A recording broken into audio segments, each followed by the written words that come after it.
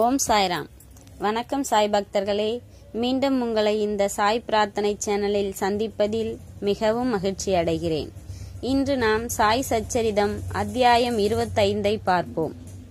இந்த அத்தியாயத்தில் அகமது நகரை சேர்ந்த தாமு அண்ணா அவருடைய வியாபார விவகாரமும் மாம்பழ லீலையை பற்றிதான் ஹேமபந்த் விரிவாக விவரித்துள்ளார். கருணை கடலும் ஈஸ்வர அவதாரமும் பரபிரமமும் மாபெரும் யோகீஸ்வரனும் ஆகிய சாய்பாபாவுக்கு நமது அஷ்ட அங்கங்களால் நமஸ்கரித்துவிட்டு நாம் இந்த அத்தியாயத்தை தொடங்குவோம்.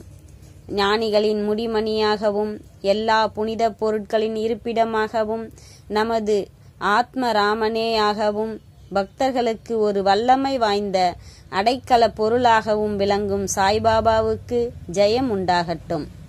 வாழ்க்கையின் லட்சியம், குறிக்கோள் இவற்றை எய்திய அவர் முன் வீழ்ந்து வணங்குவோம். சாய்பாபா எப்போதும் கருணை நிறைந்தவராக இருக்கிறார். அவர் பால் முழு மனதான பக்தியே நம்மை பொறுத்தவரை தேவைப்படுவதாகும். உறுதியான நம்பிக்கையும் பக்தியும் ஒரு பக்தன் பெறும்போது அவனது விருப்பங்கள் விரைவில் நிறைவேறுகின்றன. சாய்பாபாவின் வாழ்க்கையையும் லீலைகளையும் எழுத வேண்டும் என்ற ஆர்வம் ஹேமபந்தின் உள்ளத்தில் எழுந்தபோது அதை உடனே அவரை கொண்டு எழுதி முடிக்கச் செய்தார். குறிப்புகள், ஞாபகங்கள் இவைகளை வைத்துக்கொள்ள உத்தரவு கொடுக்கப்பட்ட போது ஹேமபந்த் உணர்வூட்டப் பெற்றார். அவரது அறிவு வேலையை மேற்கொண்டு முடிப்பதற்கு வேண்டிய உறுதியும் தைரியமும் பெற்றது. இப்பணியை மேற்கொள்ள தாம் தகுதி உடையவர் அல்ல என்றும், ஆனால் பாபாவின் அருள் நிறைந்த ஆசிர்வாதங்களை மேற்கொண்ட பணியை சம்பூர்ணம் செய்வதற்கு அவரை ஊக்குவித்தது என்றும் அவர் கூறுகிறார். எனவே சச்சரிதம் என்ற இக்கிணற்றிலிருந்து அல்லது நீர்த்தேக்கத்திலிருந்து அல்லது சோமகாந்த கல்லிலிருந்து சாய் லீலைகள் என்ற ரூபத்தில் அமிர்தம் ஊறி வருகிறது. படிப்போர் அதை மனதார பருகுகிறார்கள். சாய்பாபாவின் மீது எந்த ஒரு பக்தனுக்கு முழு மனதான பூரணமான பக்தி ஏற்படுகிறதோ அவனது கேடுகளும் அபாயங்களும் துடைக்கப்பட்டு அவனது நலம் பாபாவால் கவனிக்கப்படுகிறது. அகமது நகரிலிருந்து தாமோதர் சாவ்லாராம் ராஸ்னே காசர் என்ற தாமு அண்ணாவின் கதை மேற்கூறிய கருத்தின் விளக்கமாக கீழே தரப்படுகிறது. தாமு அண்ணா அத்தியாயம் 6 ஷீரடியில் ராமநவமி திருவிழா சம்பந்தமாக இவரை முன்னமே கூறப்பட்டிருந்ததை வாசகர்கள் கவனித்திருப்பார்கள். ஏறக்குறைய 1895 ராமநவமி உற்சவ கொண்டாட்டம் துவங்கப்பட்ட போது அவர் ஷீரடிக்கு சென்றார். அதிலிருந்து ஒவ்வொரு வருட விழாவின் போதும் அவர் அலங்கார கொடியையோ அல்லது பொம்மை உள்ள குச்சியையோ ஏற்பாடு செய்து வந்தார்.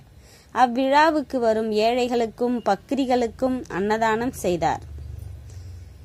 அவரது வியாபாரம் பற்றி, அதாவது முதலில் தாமு அண்ணா பஞ்சு வியாபாரம் பற்றி பாபாவின் கருத்து. தாமு அண்ணாவும் பம்பாய் நண்பரும் ஒருவர் கூட்டாக பஞ்சு பேர வியாபாரம் செய்ய வேண்டும் என்றும் அது பல லட்சங்களை லாபமாக கொணரும் என்றும் எழுதியிருந்தார்.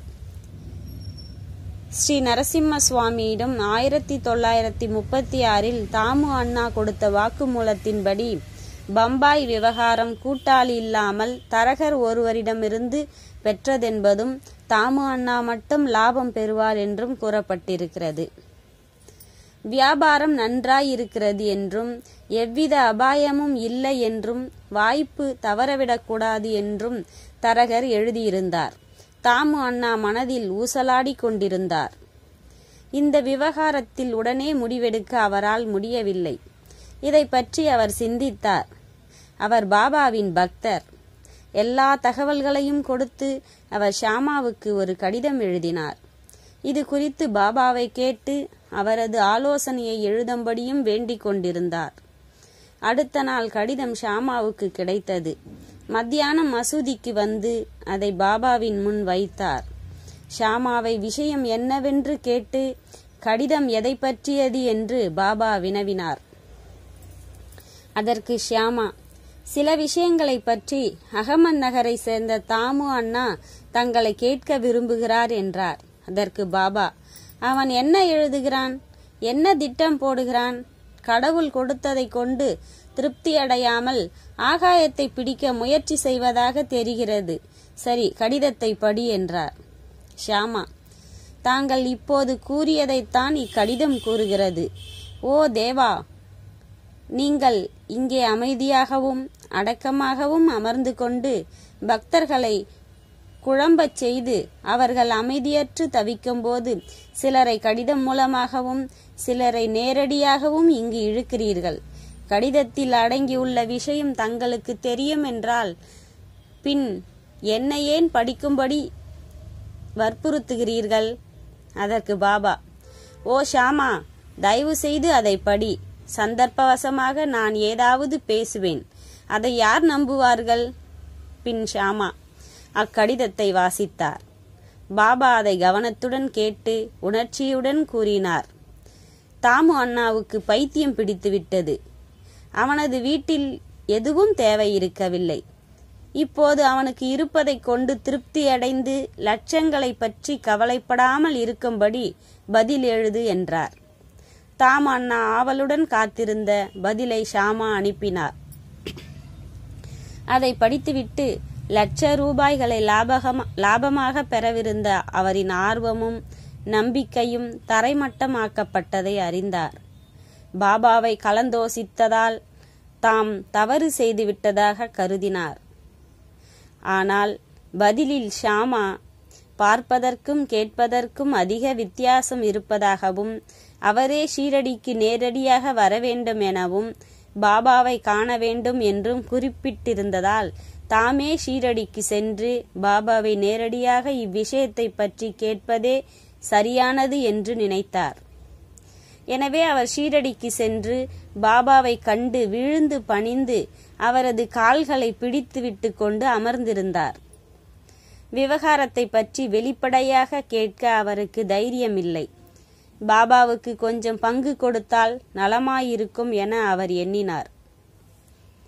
பாபா இந்த வியாபாரத்தில் தமக்கு உதவி செய்தால் அவருக்கு கொஞ்சம் பங்கையோ அல்லது லாபத்தையோ அளிக்கலாம் என மனதில் நினைத்தார். தாமு அண்ணா தன் மனதில் ரகசியமாக சிந்தித்து கொண்டிருந்தார். ஆனால் பாபாவுக்கு எதுவுமே திரையிடப்பட்டிருக்கவில்லை. நடந்தது, நடப்பது, நடக்கப் போவது யாவும் அவருக்கு உள்ளங்கை நெல்லிக்கனி போல் தெளிவாக இருந்தது. குழந்தை இனிப்பை விரும்புகிறது, ஆனால் தாய் அதற்கு கசப்பான மாத்திரைகளை புகட்டுகிறாள். முன்னது அதன் தேக நிலைக்கு கேடு செய்கிறது, பின்னது நலப்படுத்துகிறது. சிசுவின் நலங்கருதியே தாய் கசப்பான மாத்திரையை அதற்கு சமாதானம் செய்து புகட்டுகிறாள். அன்பான தாயான பாபாவும் பக்தர்களின் நிகழ்கால எதிர்கால நன்மைகளை அறிந்தவராதனால் தாமு அண்ணாவின் மனதில் இருப்பதை அறிந்து பாபு அம்மாதிரியான உலக விவகாரத்திலெல்லாம் நான் சிக்கிக்கொள்ள விரும்பவில்லை என்றார். பாபாவின் சம்மதமின்மையை அறிந்த தாமு அண்ணா அந்த எண்ணத்தை கைவிட்டார். அடுத்து இரண்டாவதாக தாமு அண்ணாவோட தானிய வியாபாரம் பற்றி. பிறகு அவர் தானியம், அரிசி, கோதுமை, பலசரக்கு சாமான்கள் இவைகளில் வியாபாரம் செய்யலாம் என நினைத்தார். பாபா அவரின் இந்த எண்ணத்தையும் படித்து ரூபாய்க்கு 5 சேர் என வாங்கி 7 சேர் என விற்பாய் என கூறினார். எனவே இந்த வியாபாரமும் கைவிடப்பட்டது. தானிய விலையேற்றம் சில நாள் வரை இருந்தது. பாபாவின் தீர்க்க தரிசனம் பொய்யாகிவிடும் போல் தோன்றியது. ஆனால் 1-2 மாதங்களில் எங்கும் ஏராளமான மழை பெய்து விலைகளெல்லாம் திடீரென இறங்கி போய்விட்டன. எனவே தானியத்தை சேர்த்து வைத்தவர்கள் எல்லாம் நஷ்டம் அடைந்தனர். இவ்விதியிலிருந்து தாமு அண்ணா காப்பாற்றப்பட்டார். மற்றொரு வியாபாரியுடன் தரகர் நடத்திய பஞ்சு வியாபாரமும் பயங்கரமான நஷ்டம் அடைந்ததென கூற தேவையில்லை. பஞ்சு தானியம் என்ற 2 வியாபாரங்களிலும் உள்ள பலத்த நஷ்டத்திலிருந்து தன்னை காப்பாற்றியதைக் கண்ட தாமு அண்ணாவின் நம்பிக்கை பலமடைந்து பாபாவின் உண்மை பக்தராக இன்று வரை கூட இருந்து வருகிறார். அடுத்தது ஆம்ரலீலா, அதாவது மாம்பழ அற்புதம். ஒரு முறை 300 நல்ல மாம்பழங்கள் கொண்ட ஒரு பார்சல் சீரடிக்கு வந்தது. அது கோவாவிலிருந்து ராலே என்ற மம்மலதாரரால் பாபாவுக்கு ஷாமாவின் பேரில் அனுப்பப்பட்டு இருந்தது. அது திறக்கப்பட்டதும் எல்லா மாம்பழங்களும் நன்றாக இருந்தன. அவைகளில் 4 மட்டும் தமது கோலம்பாவில் வைத்து கொண்டு மீதியை ஷாமாவிடம் ஒப்படைத்தார். இந்த 4 மாம்பழமும் தாமு அண்ணாவுக்கு, அவைகள் இங்கேயே இருக்கட்டும் என்றார் பாபா. இந்த தாமு அண்ணாவுக்கு 3 மனைவிகள். முன்னரே சொல்லப்பட்ட அவருடைய வாக்குமூலத்தின்படி அவருக்கு 3 அல்லது 2 மனைவியர்தான். அவருக்கு குழந்தை இல்லை. பல ஜோசியர்களை கலந்தும் தாமே ஜோதிடத்தை ஓரளவு கற்றும் ஒரு பாப கிரகமும் தன் ஜாதகத்தில் புத்திரஸ்தானத்தில் இருப்பதால் தனக்கு குழந்தை பிறக்க வாய்ப்பு இல்லை என அறிந்து கொண்டார். ஆனால் பாபாவிடம் அவருக்கு பெரும் நம்பிக்கை உண்டு. மாம்பழம் வந்து சேர்ந்த 2 மணி நேரத்திற்கு பின்னர் பாபாவை வணங்க அவர் ஷீரடிக்கு சென்றபோது மற்றவர்களெல்லாம் அந்த மாம்பழத்துக்காக ஏங்கினார்களாயினும் அவை தாம்யாவினுடையதே. யாரை சேர வேண்டுமோ அவர் அதை உண்டு மறிக்க வேண்டும் என பாபா கூறினார். இவ்வார்த்தைகளை முதலில் தாமு அண்ணா கேட்டபோது அதிர்ச்சி அடைந்தார். ஆனால் மகள்சாபதி அவைகளை விளக்கினார். சாவு என்பது தான் என்ற அகங்கார சாவு ஆகும். அது பாபாவின் திருவடிகள் அருகில் நிகழ்வது ஓர் ஆசியே ஆகும். மனம் தெளிந்து தாம் பழத்தை வாங்கி சாப்பிடுவதாக தாமு கேட்டுக்கொண்டார். ஆனால் பாபா அவரிடம், நீயே தின்றுவிடாதே, உனது இளைய மனைவிக்கு இவைகளை கொடு. இந்த மாம்பழம் அவளுக்கு 4 மகன்களையும் 4 மகள்களையும் கொடுக்கும். காலப்போக்கில் பாபாவின் மொழிகளே உண்மையாயின. ஜோசியர்களுடையது அல்ல என்று அறியப்பட்டது. பாபாவின் கூற்றுகளில் திறமும் பெருமையும் அவர் வாழ்நாளில்தான் நிரூபணமாயிற்றென்றால் ஆச்சரியத்திலும் ஆச்சரியம். அவர் சமாதி அடைந்த பின்னும் அது மாதிரியே நிகழ்ந்தன. நான் இறந்துவிட்ட போதிலும் என்னை நம்புங்கள். எனது சமாதியில் உள்ள எலும்புகள் உங்களுக்கு நம்பிக்கையையும் தைரியத்தையும் அளிக்கும். நான் மட்டும் அல்ல, என்னிடம் முழு இதயத்தோடு சரணடைபவர்களுடன் எனது சமாதியும் பேசும், கூட சொல்லும், தொடர்பு கொள்ளும். நான் உங்களிடத்து இல்லை என்பதாக கவலை கொள்ளாதீர்கள்.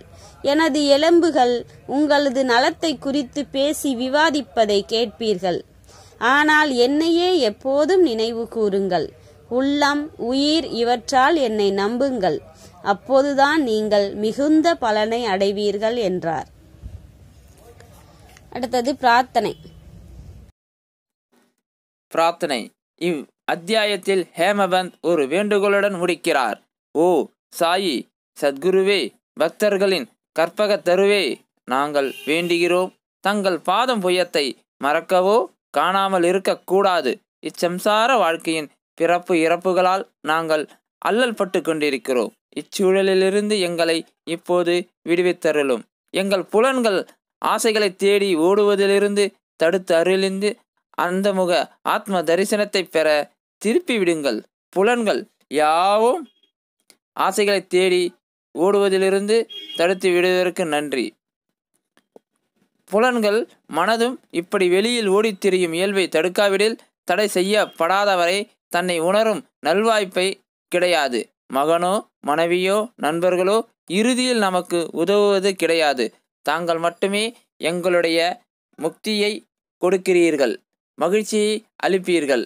எங்களது விவாத பண்பை மற்ற கேடுகளிலிருந்து அறவே அழித்து விடுங்கள். தங்கள் நாமத்தை உச்சரிப்பதில் எங்கள் நாவுக்கு ஒரு பேராவல் ஏற்படட்டும். எங்களுடைய நல்ல கெட்ட எண்ணங்களையெல்லாம் துரத்திவிட்டு எங்களது வீடு, உடல் இவை அனைத்து பற்றியும் உணர்வுகளை மறக்கச் செய்து எங்களது தான் என்ற அகங்காரத்தை அழித்து விடுங்கள். எப்போதும் தங்கள் நாமத்தையே நினைவு கூர்ந்து மற்ற எல்லாவற்றையும் மறந்துவிட செய்யுங்கள். எங்களது மனச்சஞ்சலங்களை அடக்கி அமைதி, சாந்தம் இவைகளை எங்களுக்கு அருளுங்கள்.